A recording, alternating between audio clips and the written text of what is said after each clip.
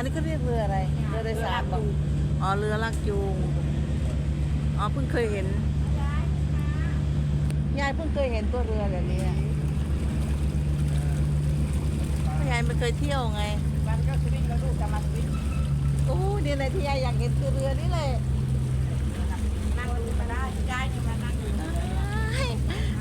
ฝันอ๋อก็เรียกเรือลากจูงลากเรือไอ้ข้างบนนี่กินอะไรกินจงตึกกำลังขึ้นเอาเลย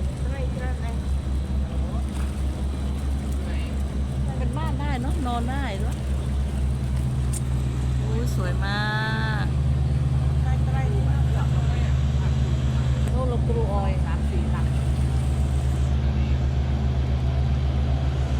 โอ้สวยงามมากค่ะจะไปสุพรรณก็แวะชมแวะทำบุญทำวัด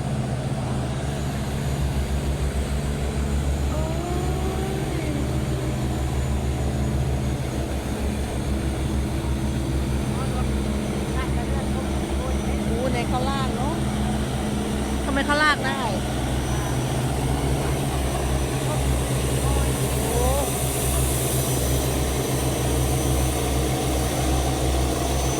โอ้เรือลากจูง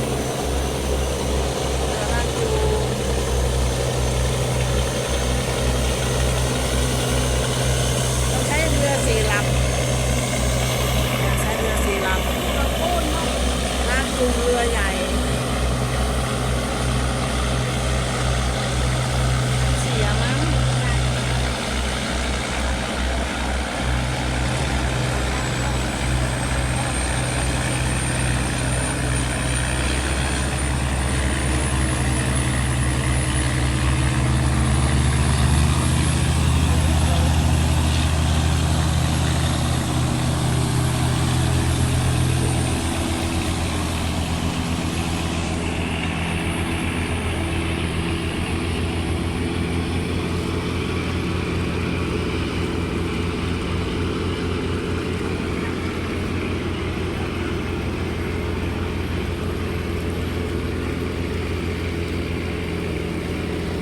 มรกตนาวา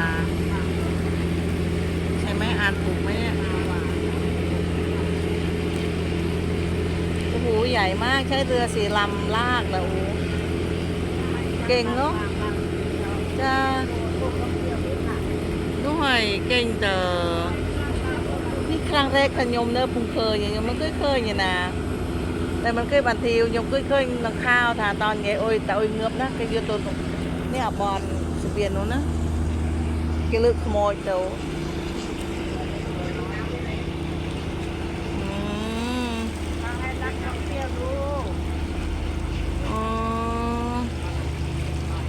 nè thùng lần nóกระทะโมมือเรือ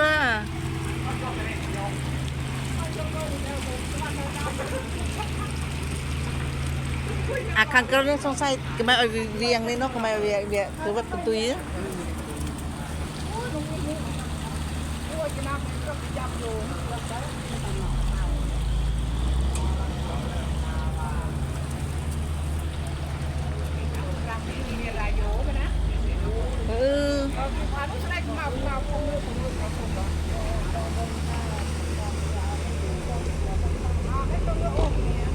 โอ้คือเนี่ยนุก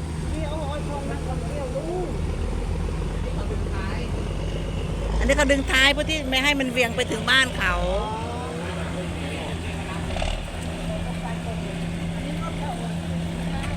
สินค้ามั้ง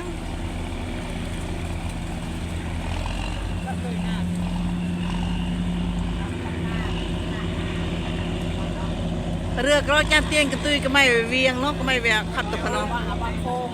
จ้านี่ยายจังเคยอันนี้ไงยายก็พายอยู่ไตรพายเลยเนี่ย